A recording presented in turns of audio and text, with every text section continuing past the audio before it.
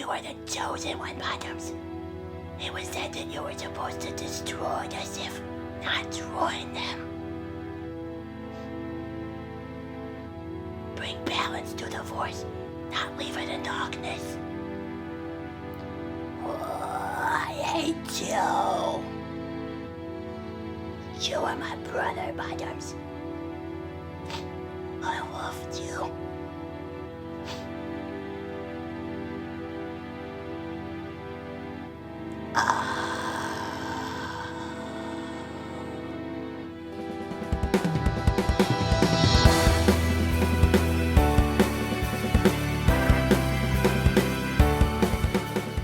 What's up, everybody? This is Brian. And I'm Logan, and the alpacas are out conquering the galaxy, as you can see. And we're Crush Cards! Hi, Team Happy May the 4th. That's the only thing that matters today. My wonderful Wookiees, my gelatinous Jedi, and my succulent Skywalkers. Welcome. I'm happy you're here for this beautiful, first time ever deck profile on the channel. As Logan said, happy May the 4th. We are probably the biggest Star Wars fans in the Yu-Gi-Oh community. We will fight you for that, and we will strip you of your Force powers. Yes, I will literally rip the crown off your head and put it on my own. So we feel that there is no more fitting video than obviously doing a Cosmo deck profile. Cosmo is one of those archetypes that is a mix between the Star Wars lore and the Wizard of Oz. However, today's May the 4th, we are talking about Star Wars only. We don't give a crap about the Wizard of Oz. Sorry, Dorothy, we're not in Kansas today. All y'all out there talking about the Wizard of Oz in the comments, we're just gonna demote you to Padawan status. Cosmo is a really fun deck and just like one of those old school control decks. And in today's deck profile, we're gonna be doing something just a little bit different. We're gonna be going through all the cards and their effects and obviously the utility that they have in the deck, but we're also going to be talking about the Star Wars ships and all of the parallels that they have to probably the greatest franchise in the entire world, which is known as, you know,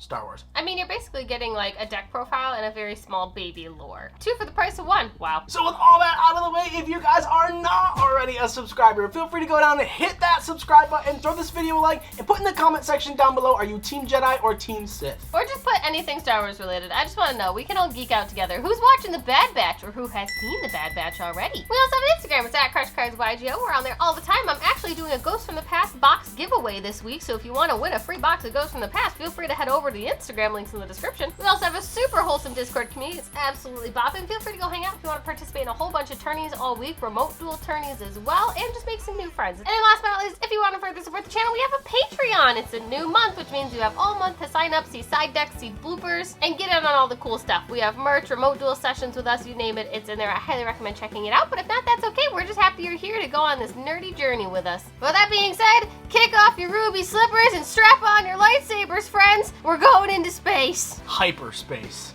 Yeah. Alright, so starting off the deck, obviously we are playing the one copy of our Cosmo Dark Eclipser. This card, this art It's really, it's it dark. really bothers me because it's like super duper dark. But for anyone who does not know or is not really into Star Wars, this is based off of the Imperial Star Destroyer. This card is super dark. You can't even tell what it is, but we will be putting parallels on the screen for all of these ships just so you can see the resemblance. So Dark Eclipser says that this card cannot be targeted by your opponent's card effects, and then during either player's turn, when a trap card is activated, you can banish one Cosmo monster from your graveyard, negate the activation, and if you do, destroy that card. And then if this card is destroyed by battle or card effect and sent to the graveyard, you can banish one card from your graveyard and add one level 8 or lower Cosmo monster from your deck to your hand. So as we said before, we weren't really around for like the Cosmo format, but it does feel like all of these cards are just absolutely incredible. They all have like huge stat lines. They can't be targeted. The Cosmo archetype has always been broken down to us as like the pilots and then the actual ships.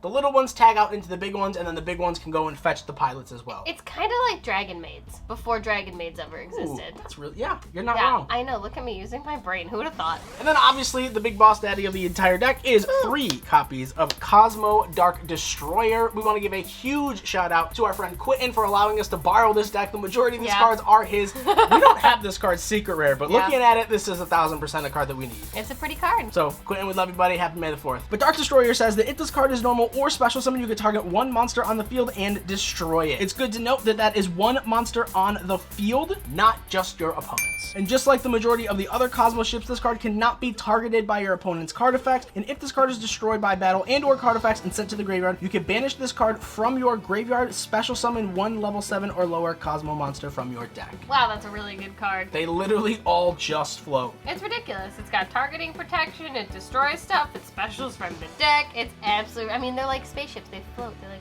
floating in space. They float.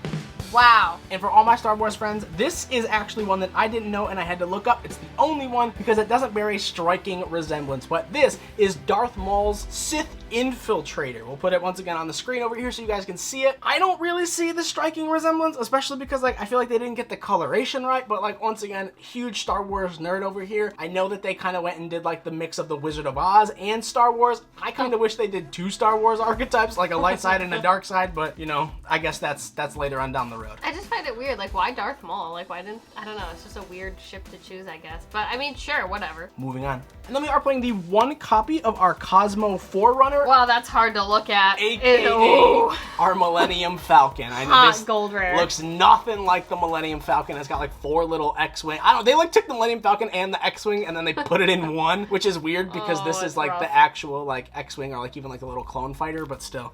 This is what we got, team. This thing just looks like a PlayStation 1 and a spider had a baby. I don't get Millennium Falcon. I get a weird degenerate game system for spiders. And before we get into what this card actually does, just a quick comment question for all of you. I actually wanted to build this deck without like borrowing Quentin, so we wanted to build this, but we also wanted to build this deck max rarity. A lot of this deck comes gold rare and also comes like regular rare. Now I know a lot of people aren't fans of like the gold secret rare, so what to you is the actual highest rarity? Like the actual rares or the super ultra rares or the gold secret rare? I'm really curious because like that's something I can't really make my mind up on. Before Runner says that this card cannot be targeted by your opponent's card effects, man, that is literally just like a thing that they all do. Like that's, I can imagine back in the day that was so annoying to deal with. And then during your standby phase, you can gain 1,000 life points. If this card is destroyed by battle or card effect and sent to the graveyard, you can banish this card from your graveyard and special summon a level 6 or lower Cosmo monster from your deck. Once again, targeting protection, special summons from the deck, gains you life points. This deck does kind of cost you some life points here and there, so like I do think that this is kind of interesting that they have like a built-in life point gainer as well. Eat your heart out, prank kids. And then moving on to our main Rebel ship, we are on double copy of Cosmo Slip Rider. Now this is a mix between the Arc 170 and just like your regular X-Wing. I think honestly, if they were really trying to go for something though, they got Star Fox's ship down. Like they really got Star Fox in here. I just really appreciate these mixed rarities. We got a rare and then the gold rare, and I'm feeling a lot about these cards. I honestly don't know which one is the higher rarity, but Slip Rider said that if this card is normal or special summon, you can target 1 spell or trap card on the field and then destroy it, and then just as all the other ones, if this card is destroyed by battle and or card effects and sent to the graveyard, you can banish this card from your graveyard, special summon a level 4 or lower Cosmo monster from your deck. Is that farm girl inside the ship? I think it is. It looks like her. Hang on, I'll get real close. We'll go real close, team.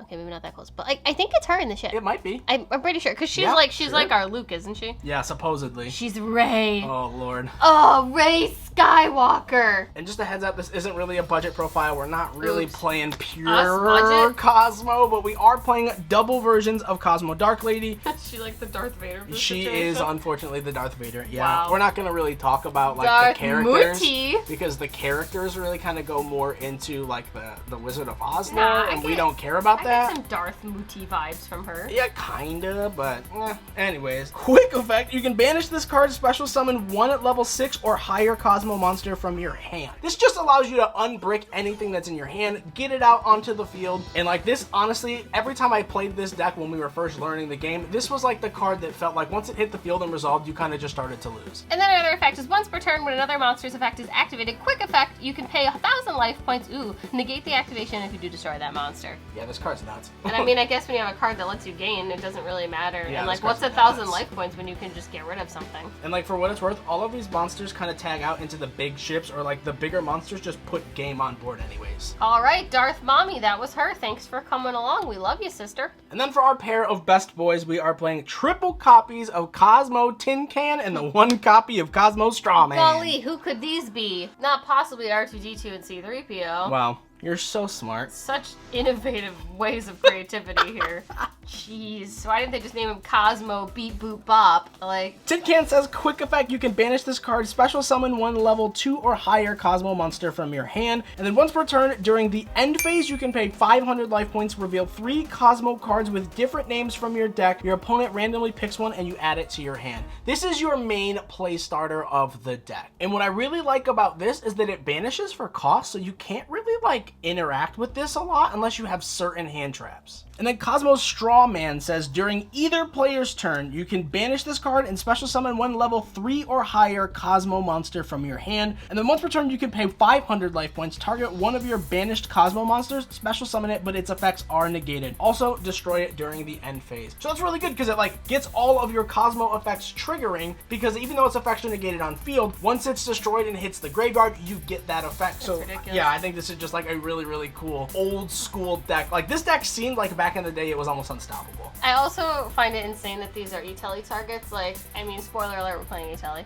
But, like, that's crazy. Also, the disrespect to R2-D2 by calling this a tin can is just awful. Yeah. But, you know, it's I don't think he it's appreciates whatever. that. Shout out to BB-8, I guess. Shout out to Creative Liberties, I guess. And then moving off to our protagonist, antagonist lineup, we are playing the one copy of our Cosmo Farm Girl, our one copy of our Cosmo Good Witch, and then our one copy of our Cosmo Wicked Witch. Wow, that strikes me as very Darth Maul. Yes. The double-sided saber. Which is really interesting because everyone seems to think that this is like Luke. This is supposed to be Obi-Wan, I guess. And then this is Darth Maul. Ooh, I don't know Obi-Wan's why. looking real thick today. But like, for all my true Star Wars fans out there, I mean, I get it, the double-sided lightsaber, but seeing as how she's like a chick and she's got like the revealing legs and like the cloak and all that stuff, this is a sauce ventress to me. So like maybe, you know, Ooh, that hot just, take. yeah, hot Star Wars fans, y'all really know what the Yeah, deal is. comments, let us know. Let us know if we're onto something. But like, I get it, because like, if it's Obi-Wan, Maul, yeah, sure. Farm Girl, wow. Woof. Doesn't even get a name. Tatooine, rough time. So Farm Girl says that during either player's turn, you can banish this card and then special summon one level 4 or higher Cosmo monster from your hand. And then once per turn, when this card inflicts battle damage to your opponent, you can pay 500 life points and add a Cosmo card from your deck to your hand. Good Witch is during either player's turn, you can banish this card and special summon a level 5 or higher Cosmo monster from your hand. And then once per turn, you can pay 500 life points, then target one face-up monster your opponent controls, change it to face-down defense position. Ooh. And then Wicked Witch is during either player's turn, you can banish this card, special summon one level 5 or higher Cosmo monster from your hand, and then once per turn during either player's turn, you can pay 1,000 life points, and this card cannot be destroyed by battle or card effects. Ooh. Yeah, these are all just like extenders in the deck. They are really cool because obviously you can get them out of your hands. Like this deck almost feels like link climbing without link climbing. Links. Like the 1s become 2s, the 2s become 3s, the 3s become 4s. Like they all just like Yeah. level up. Ooh, who wants a Cosmo Link monster? Who's ready? It's almost like Jedi training. Wow. The only thing that I just want to touch base on real quick before we move on is that Cosmo Good Witch, the little, like, the windows in the background are the shape of TIE Fighter wings, and I think that is let me see. amazing. I think the Oh, they attention are! to detail is Oh, so cool there. That's super cute. Shout out to I'm the here Obi-Wan for that. series. Oh, so fun. Who's ready? Even McGregor has my heart. And then moving on to our last Cosmo card, we are playing the one copy of Sword Trooper. Not to be confused with Stormtroopers. When I first saw this card, I was like, dude, you've got to be kidding me. Yeah. Where is Yeah. Disney? Where are they? And Sword Trooper, just like all the other one, is during either player's turn, you can banish this card, special summon one level 4 or higher Cosmo monster from your hand, and then once per turn, you can pay 1,000 life points, target one psychic type Cosmo monster in your graveyard, and special summon it. So this is just Like your, all of them. yeah, it's like your little guy monster reborn. So all the little guys are psychics, and all of the big ships are machines. So this is just like a little extender to get you back into some of your other pilots, so you can tag out into your machine ships and just continue to play for free. Wow, I know this totally doesn't matter. Sorry, side backtracking for like 2 seconds. I think it's so cool that they're light, the Obi-Wan and Luke, and then all the bad people are darks. Ooh. Wow, know your side, team. And then obviously, like, all of your cards banish for cost, so, you know, just Wow. I feel like this is just kind of mandatory, and they're e-telliable. And then moving on to the last light cards in the deck, we are playing the one copy of Ecclesia, the one copy of Fleur de Lis, and then our one copy of Dogmatika Oh, Maximus. you thought this was gonna be so pure and wholesome, but don't worry, Dogmatika's here to remind you, this is 2021. Ecclesia can special summon herself if there is a monster special summoned from the extra deck on the field. Fleur de Lis is your negate, and then Maximus kind of just like drains your opponent of resources. And though this deck doesn't really use its extra deck often, there are actually ways to get these cards on the field without having any extra deck monsters. So we'll cover that in just a little bit. Oh, as if it wasn't budget enough, here we go. Playing triple copies of Pot of Extravagance. Woo. This deck literally Yeah. uses its extra deck for punishment targets, Yeah. and that is This it. deck literally does not care. Yeah. It does not care. Yeah, these are just consistency cards to help you draw into things that you would need to see, and just, you know, have card advantage. That's really what this deck kind of capitalizes on. Oh, did you say you wanted to spend more money? Oh god, golly, I've got some good news for you, bud. This card can add from your graveyard or from your deck to your hand. So that's why we are only playing the one copy of all of our Dogmatika cards, because you literally only need one. This can just help you recycle them, and then this actually gets you access to some of your Dogmatika engine to put them on the board turn 1. And then we are playing 4 copies of Cosmo Town. This reminds me of the Han Solo movie where we're just, on a little Millennium Falcon on the Kessel Run. Zooming into the sunset. I mean, it's not really the Kessel Run, but it's on, you know what I'm talking about. It's just like, It's a very calm Kessel Run. Flying through the freaking Wizard of Oz land. Like, what do you want me to say? Do better, Konami. Make Star Wars cards. Cosmo Town says that once per turn, you can target one of your banished Cosmo monsters, return it to the hand, and if you do, lose life points equal to that original level times 100. And then once per turn, you can reveal any number of Cosmo monsters in your hand, shuffle them into the deck, and then draw cards equal to the number of cards that you shuffled back into the deck. If this card leaves the field zone and is destroyed by card effects, you can add 1 Cosmo card from your deck to your hand. Jesus! Yeah, this card is really insane. Those last 2 are just like, yeah, draw, and then the last one is just like, yeah, search. Just whatever. This is ridiculous. This is a really good and really critical part to the deck because it helps you add back some of your banished resources to your hand, and then also just shuffle them back in so you can continually loop every single one of your boss monsters. Because you gotta search the galaxy for all your stuff. You're digging for info. And then obviously we're playing the 1 copy of E-Telly, like... I mean, literally half this deck is E-Telly. Self-explanatory. Wow, shock. Woo! Aw. We're obviously playing the 1 copy of Caught by the Grave because we really do need our plays to resolve. I feel like this is kind of just self-explanatory, goes along with the Gamma package. And then we are playing the 2 copies of Cosmojo and the 2 copies of Dogmatika Punishment. If that is not a Darth Vader reference, I don't really know. is. Like, It's more crazy. force choking. Like, come on, guys. Everyone knows what Punishment does, but Cosmojo says that you can target 1 Cosmo monster you control, destroy it, and if you do, banish 1 card your opponent controls or in their graveyard. That does not target, it does not destroy, it literally just banishes your opponent's stuff. And it helps you trigger some of your bigger cards that get effects when they're destroyed. Like, this card's nuts. These traps are really powerful. You can search your punishment most of the time, and then like the restriction to be locked out of your extra deck doesn't really do anything for you because you're not going into your extra deck at all.